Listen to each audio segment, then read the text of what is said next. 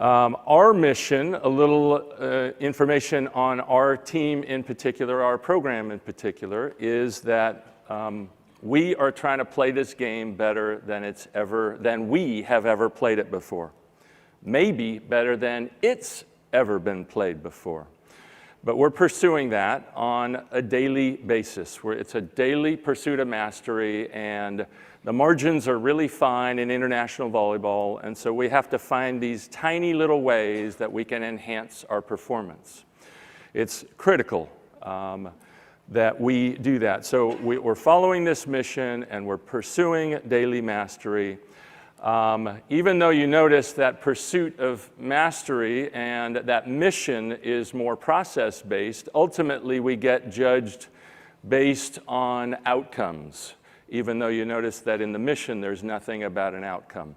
Clearly, if you look at these results, we're not good enough yet. And so the key word is yet. And it starts with me. I'm not good enough yet, and everybody in our program is not good enough yet. So we have these aspirations of playing this game, this mission of playing this game better than our program has ever played it before. And we did that for chunks this year. So I'm excited about the possibilities for next year.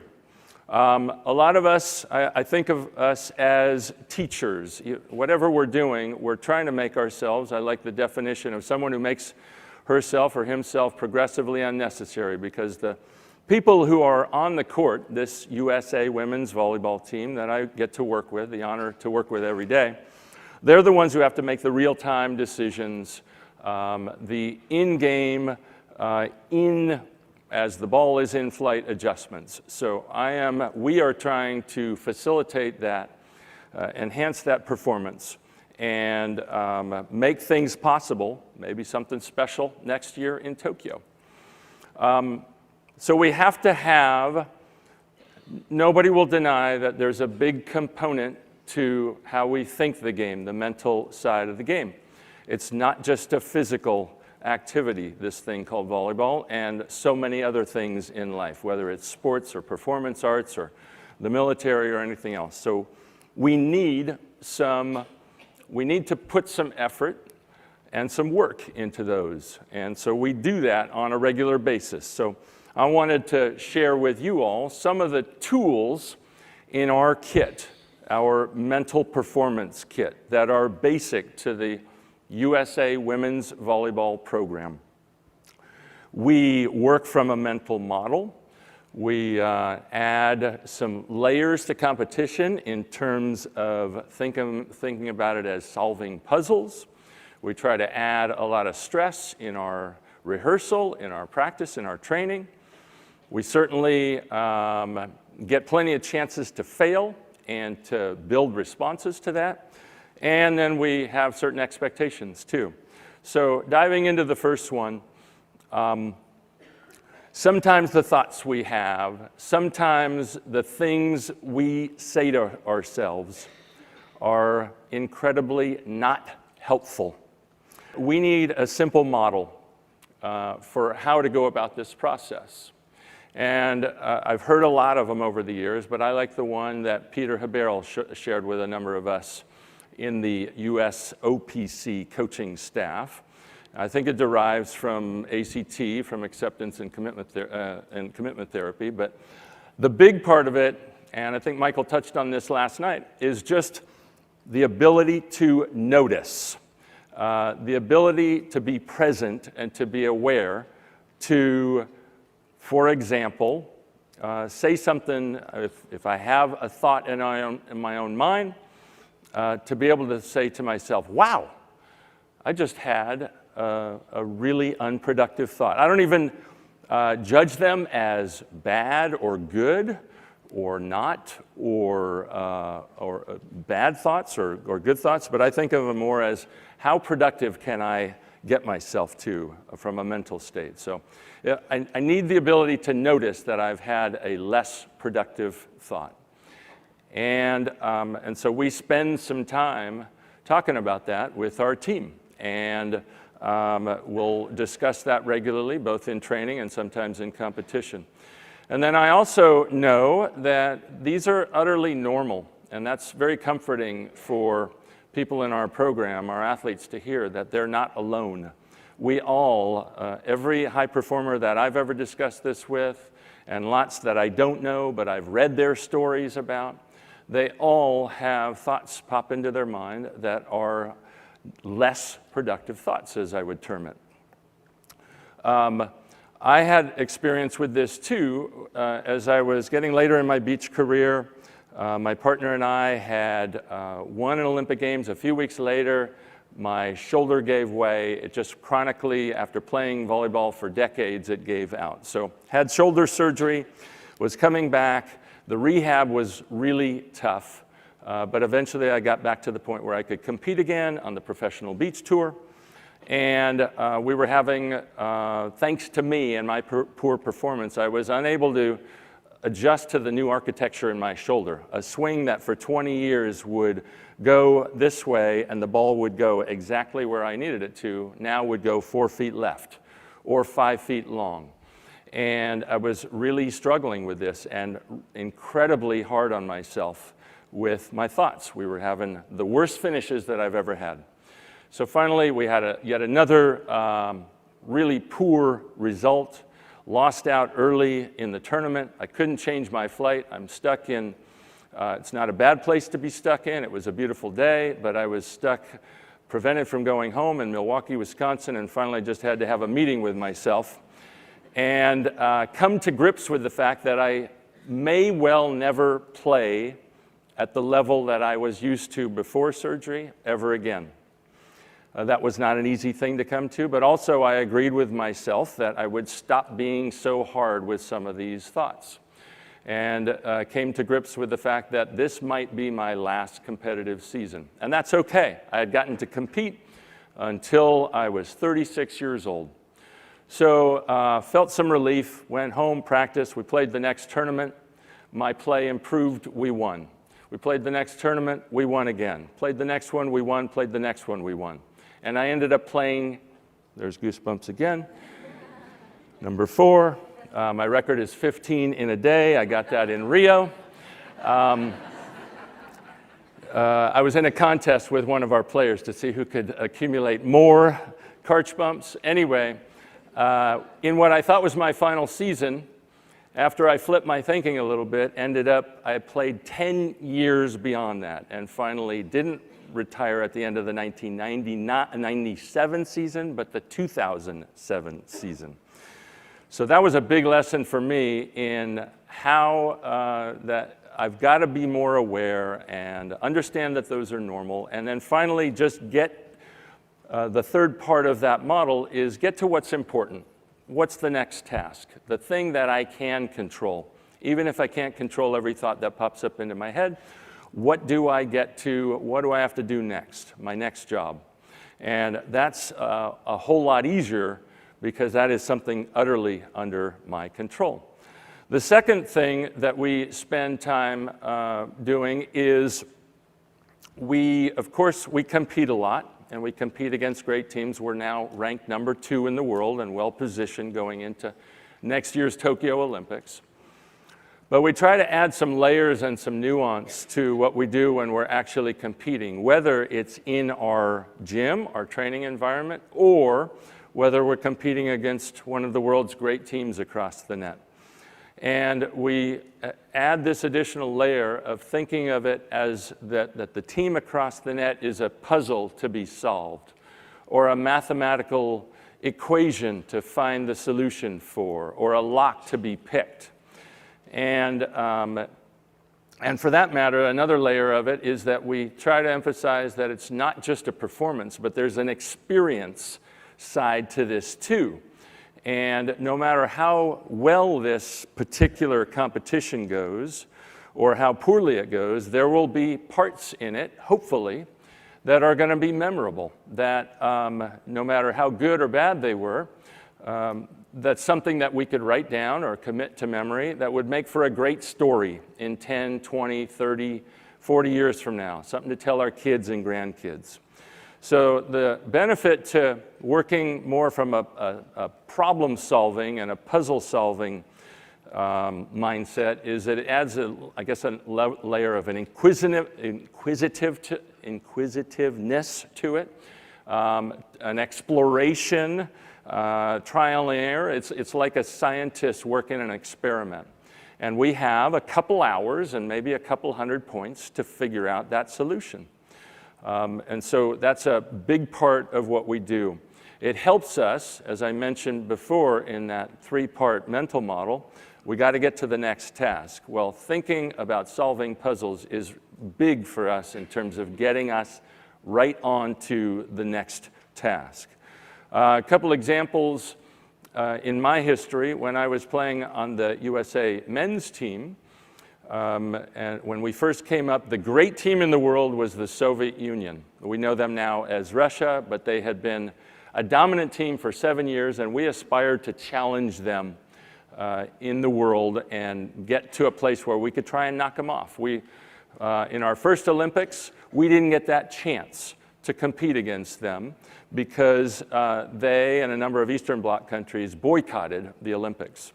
So our next chance would be a year later at the World Cup, and we needed to qualify for that, to earn the right to compete there. So we went down to an island in the Caribbean to play in our zone tournament.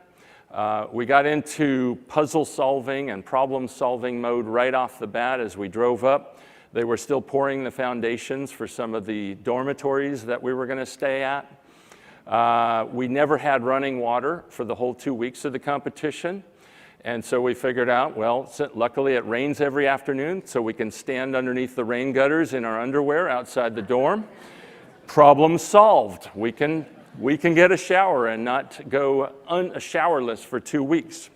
We've had this with the USA women also. Breakfast was essentially inedible. There was nothing that we could eat. So we go to the store, we buy a hot plate, we buy a pan, we get eggs, we get yogurt, we get milk, we get cereal, we solve it, and we start making our own breakfast. That's not something you normally have to do at high-level international competition, is start cooking your own meals. But we did that. And eventually we got to the finals of this tournament that we had to win just to get to compete against the great team in the world, Russia. And we win 2 of the first 3 games, so we're up 2-1. And early in the 4th set, our setter gets subbed out of the game. And we're a little confused and a little baffled because we had only traveled with 1 setter to this competition. Our other great setter had stayed home. There was a death in the family. What turned out later is our setter, who happened to perspire a lot, one of his nicknames was Lake. As a result, he just couldn't go on anymore. He ended up going on and going into the locker room and having to take 5 liters of IV bags just to get him back to normal. So he had played his heart out and essentially all of his fluids to try to help us win this game. But he subs out and disappears, and our coach, who's one of the great coaches of all time in any sport, Marv Dunphy, he says, "All right, guys, we got a new puzzle to solve. Karch, you're setting, here we go." And I'm like, goosebumps again. I had done plenty of setting in college, but we were, when you set up a volleyball lineup, the setter goes in a certain spot, and the middles go in a certain spot, and the opposite and everybody else. We were not in that alignment. I was in the outside hitter alignment. So we could have melted down. We could have given up and said, oh, we can't beat a great team like Cuba with this. But just the way he phrased that, look, we've got a new puzzle to solve, a new problem to solve, what got us to where we were embracing this. Like, wouldn't it be great to beat Cuba, there they are again, and earn the right to go play Russia in the World Cup without a setter? How great would that be? And somehow we figured out that answer. And it set us up for even more success down the road because we knew we were capable of doing things on the fly that we had never trained. We never trained for that before it or since, and still come up with solutions to problems. So that was really big for us in the long-term success of our program, the men's program. It's the same thing on the women's side, and I give you an example where I fell short a little bit. 3 years ago, we were playing in the Olympic semifinals. This is a match we dearly would like to win, playing against Serbia. And we want to earn the right to play in the gold medal match, because I showed you earlier. How many gold medals have the USA women won at the Olympics? 0. We want to change that number. And so in the first game, one of our best players, a middle whose name is a mouthful, Feluka Akinradowo, was having the best match that she had had for 3 or 4 seasons, and just torching the Serbians, but tweaked her knee, tried to play early in the second, and after a few plays, she couldn't go on. And so we had an adjustment to make. We had to play without our fiercest offensive weapon. And it knocked us on our heels a little bit, and I was too slow to get us back to a problem-solving mentality.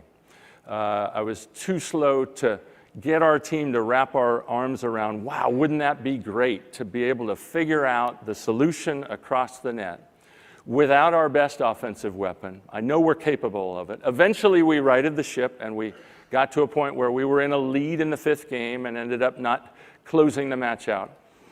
But it took us too long. We ended up losing those next to the 2nd and the 3rd set, and it took me too long to get us to that point. So it was a really valuable lesson at a really tough time to remember that we are problem solvers there, and that can often get us out of feeling sorry for ourselves or feeling like we're incapable, and instead just seeking play after play. What is the next solution?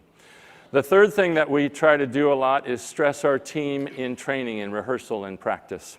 We want to train hard so that we can fight easy.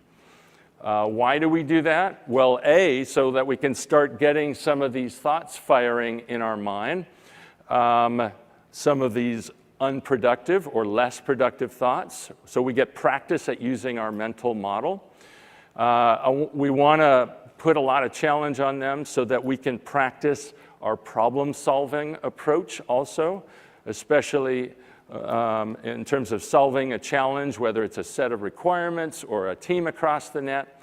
And we want to acclimate or approximate. We can never fully simulate the stress of playing in, for example, an Olympic Games, especially in Olympics, because all of the competitions that we play in every 4-year period are volleyball only. They have us staying in a set of dorms or in a hotel, but the Olympics are unique. They involve 30-plus sports. They involve an Olympic village, and so we try to do what we can. We will never fully simulate what that experience is like. Of course, the ball is the same, the dimensions are the same, the rules are the same, but the stuff outside the actual court is very different at the Olympics. So in trying to apply stress, we're trying to simulate that. And I think we've gotten better at it over the years. I guess I would describe what we do in some of the things that we require of our team in training is we'd call them level up checklists. It's where we give a group, or maybe a single player, or a handful of players, or a whole team across the net, we give them an assignment, and they have to accomplish maybe X. Maybe they have to pass the ball perfectly. A pass is when the serve comes over the net, we make the first pass, and it has to go to a really good spot so we can run our offense. Maybe they just have to pass a certain number in a row. Or maybe they have to pass 3 out of 5, and then that levels them up, and they've got to do something else. But it's a series of checklists, and the beauty of the stress is that it takes a long time just to get to the late levels of that. And if you fail at it, you don't just drop down a level, you drop all the way back to 0. So I had this when I was playing on the men's team. The coach might very occasionally say, all right, passers, Karch, you and the passer, get out there. Everybody else go to the other end and serve as hard as you can. Passers, you got to get 20 in a row perfect. That's not an easy thing to do. especially when there's a chance of about, maybe 70 to 75% that you'll make one good one.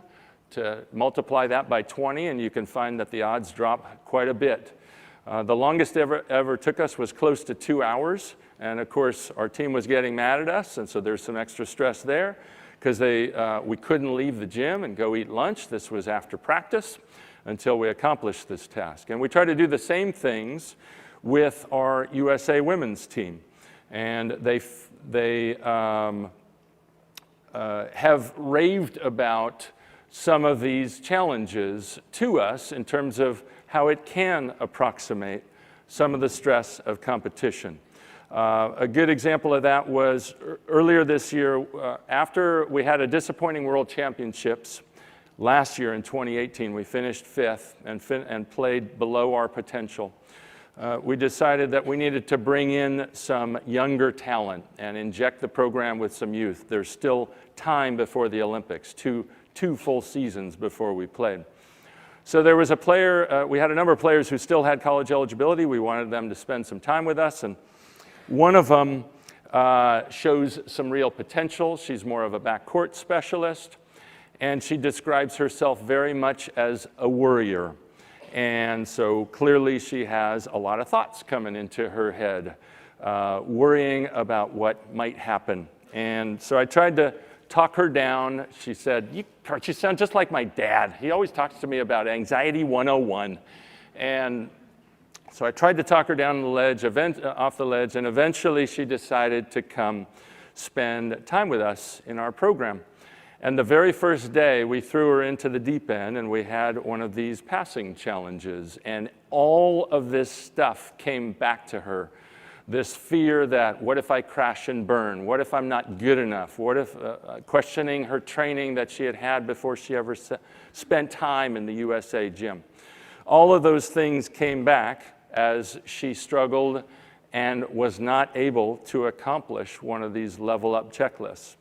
But by the end of the summer, just before she went back to her college program, she was thanking us. She was saying, I'm so glad that I decided to come here. It was really close as to whether I would decide to do it.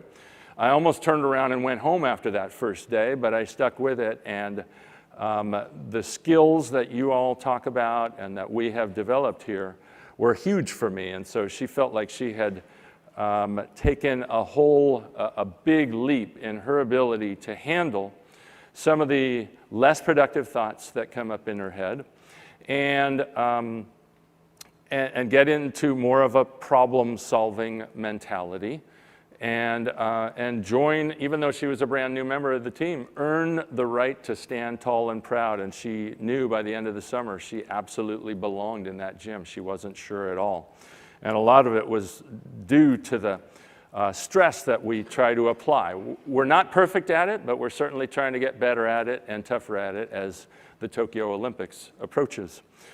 So the next thing that we focus on is on failure. Got a good lesson in this. Just when I was on the USA team, again, as I said, the Russian coach or the Russian program was the best team in the world, and our coaches met with their coaches a number of times to pick their brains. And one of the questions our coaches asked of theirs was, it seems like you guys have 200 or 300 amazing volleyball players in your country.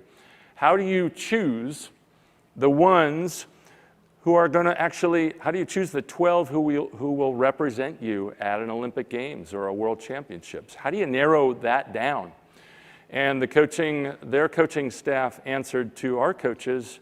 They said, well, it's easy. We choose the 12 who respond best to failure. And our coaches said, well, how is that possible? You haven't lost in 6 years. And they said, well, actually, first of all, we lose regularly in training. But second of all, volleyball is a game of failure. And our coaches are scratching their heads thinking, what do you mean it's a game of failure?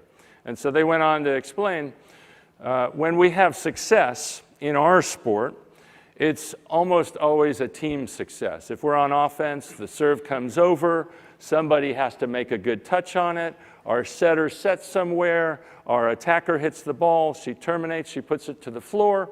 That success is a group success. But when the other team wins the point, it's often the result of an error. Maybe I get aced when the serve comes over. That was just me.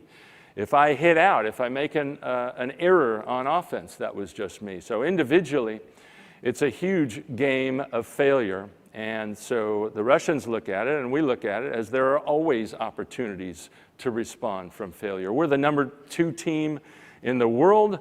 We win most of the matches we play, but in the course of any given match, there are easily over 80 chances to respond to failure.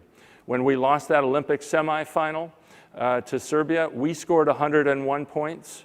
They scored 101 points. It couldn't have been any more even than that. So we had 101 times where we had a mini failure and had to respond back to that. So 101 times where we got a chance to respond to failure.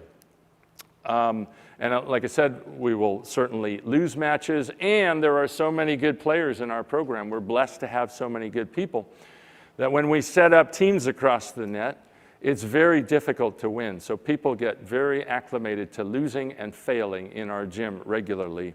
And we are trying to build those responses. One of the ones I'm most proud of is that Olympic semifinal. To dream of someday breaking through, of winning an Olympics and standing at the top of the podium is a big dream, a big hairy goal of ours, and we would like to accomplish it. I don't know if we'll do it next year, but we're going to keep throwing ourselves at that door until we break it down. And so when you have a dream like that, and then you lose in the Olympic semifinal, we could no longer win a gold medal. And that was a soul crusher for us. It was one of the toughest losses any of us had ever experienced. I know it's nothing comparable to a death in the family, but when you're in it, it doesn't feel that different for those short few hours. But our program did an amazing job of working through what are some of the things, what are some of the thoughts that are going through our minds right now. We could be feeling sorry for ourselves. Did I waste the last 4 years? What did we do wrong in training? What did we miss? All the things that it's very easy for our minds to go, we work through one at a time. And I'm getting goosebumps again. Our captain had something special to say too, Krista Harmado-Dietz, and she said, look, we are so much bigger than just what people see on a volleyball court. And so we want to show ourselves and everybody else how we can respond to this incredibly difficult defeat. And we came back 2 days later, and we played a really strong match and ended the Olympics on a massively high note, winning the bronze medal in that last match on the final day, our last match on the final day. We also had a really nice response. Our USA team recently at the World Cup, where we got a very strong silver medal place finish. It's a round-robin tournament. We were playing really strong volleyball, won 6 matches in a row, so did China. So it became the match we had against China was essentially the final, even though it was not the last match of the tournament because of the round-robin format.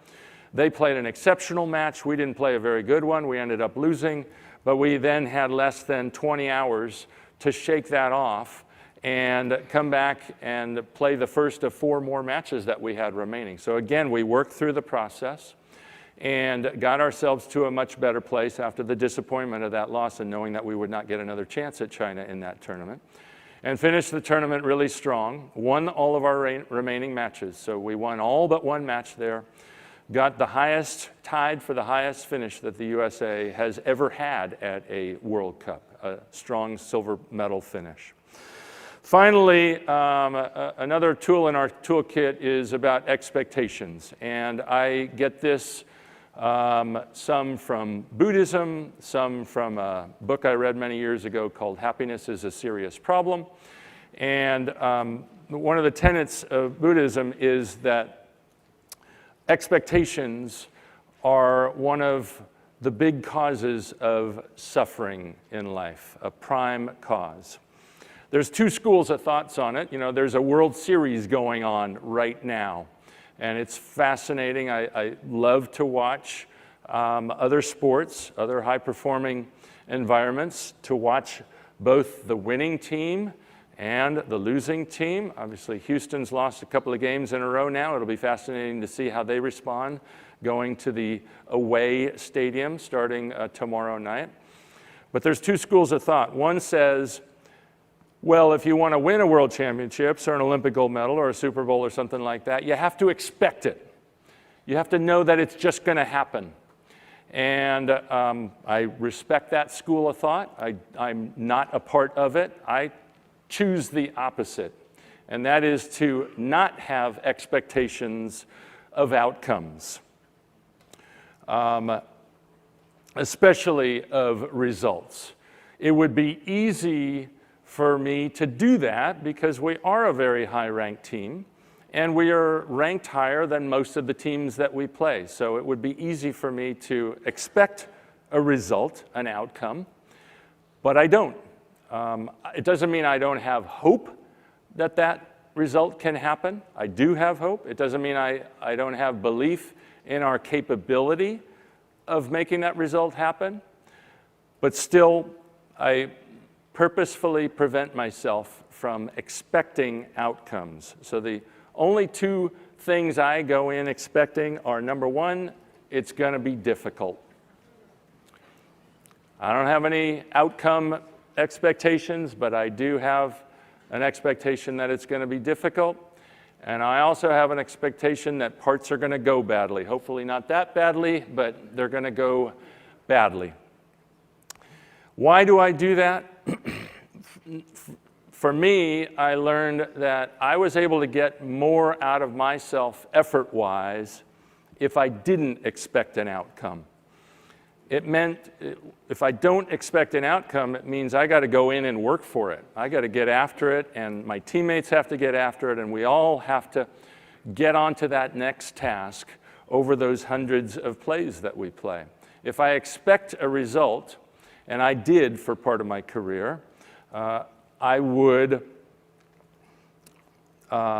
found myself not able to extract as much effort out of myself, thinking that the result was going to happen.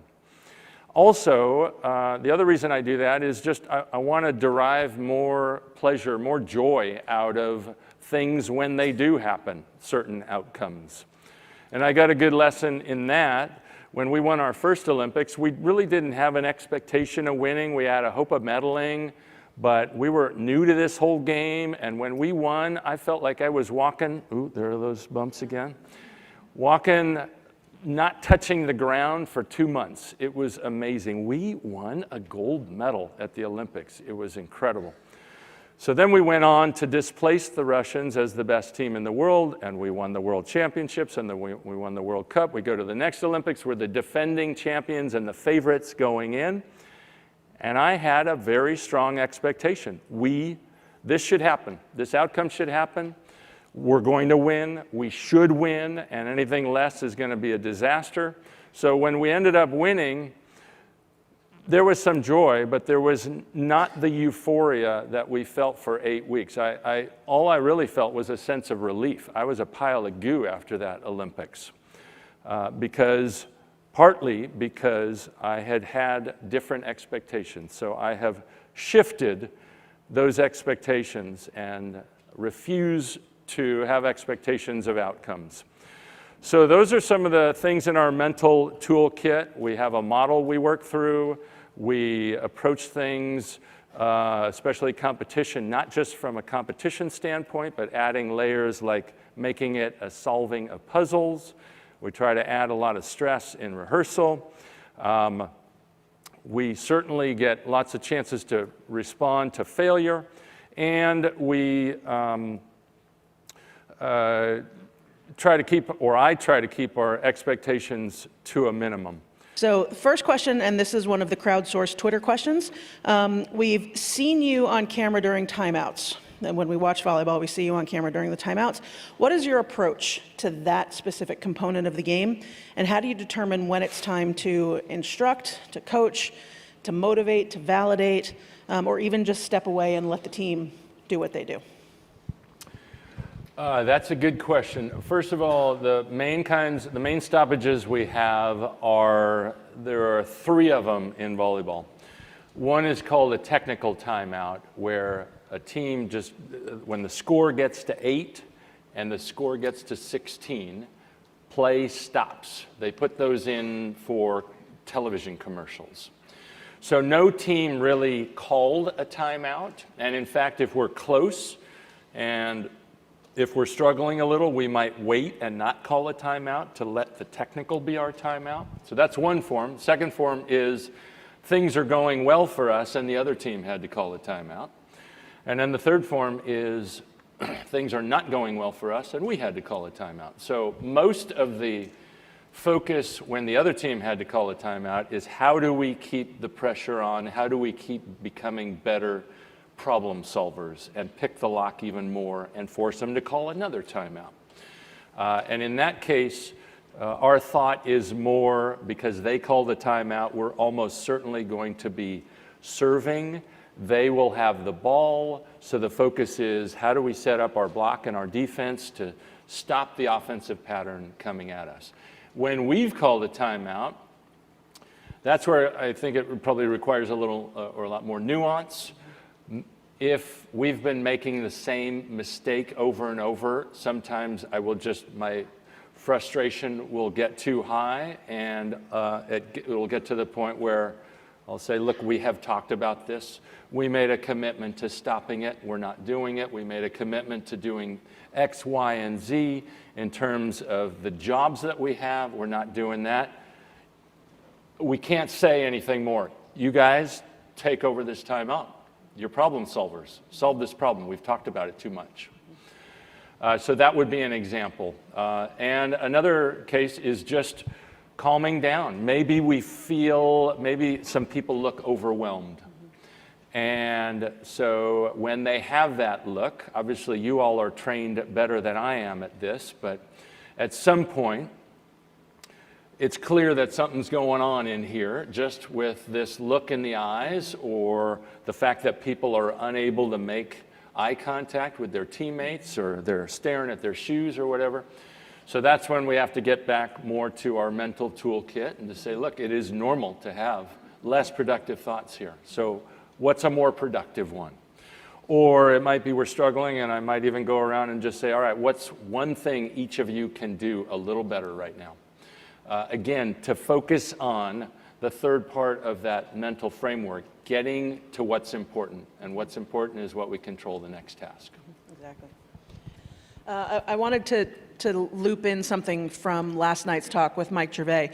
Mike talked about last night a consistent question that he asks when he has participants join him on the Finding Mastery podcast, which I know you have listened to several of those. He always asks the question, or has them finish the statement, it all comes down to. I'm going to host my inner Mike Gervais and ask you, from your perspective, it all comes down to. I can't remember what answer I gave to him when he interviewed me. It's probably going to be a different answer. A good one is mastery. And mastery can mean so many different things, but we are trying to, as I mentioned, our mission. We're trying to play this game better than the USA women have ever played it before. And so we have to pursue these agonizing, excruciating, but tiny incremental changes on a daily basis when we're together. So I know it's not one word, but pursuit of mastery is the big one for me, a relentless pursuit of mastery. Mm-hmm. Awesome. So you spoke of overcoming mental block through the ACT theory. Did you get that? Yep. Okay. My question is, do you find yourself in a similar position during the finals at the Olympic?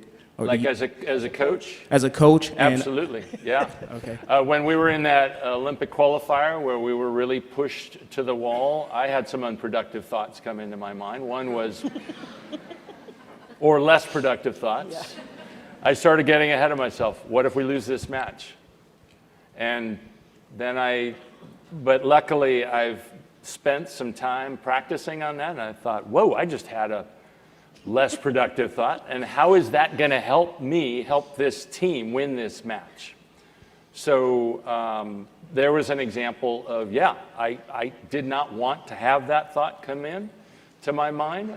I'm not able to control those thoughts, but I'm able to much better notice them. Now, am I going to discuss that thought during a timeout with my team? No, I just got back to what I needed to do, which is remind them of getting to a more productive thought, working really hard to solve the puzzle that was across the net. That was a Bulgaria that was playing out of their mind at the time. Tracy was there for all of that, but I would guess that we all had some thoughts that were less productive, and so the key was just having enough awareness to notice, whoa, I just had a thought that it's really not going to help us right now, so I got to get to a better one. And so, yeah, absolutely, I'm guessing coaches have those all the time, and certainly I have them as both a former player and a coach. And I also understand that I'm swimming upstream in a way. People who've had a lot of success as athletes, as players, as competitors themselves tend to make really lousy coaches. And so I'm trying to be a non-lousy coach. I'm trying to get from lousy to non-lousy. And so I've just got to work every day on that. And one of the challenges of that is it's easy for people who have had a lot of success to think, well, this is easy. Why can't you get that? It should just happen. I mean, how hard is that? But that's not the case for most performers, and so that was a big part of the learning process in learning a lot of very different. It's been an amazing experience for me to stop competing and become a coach, because to have to learn a whole new set of skills.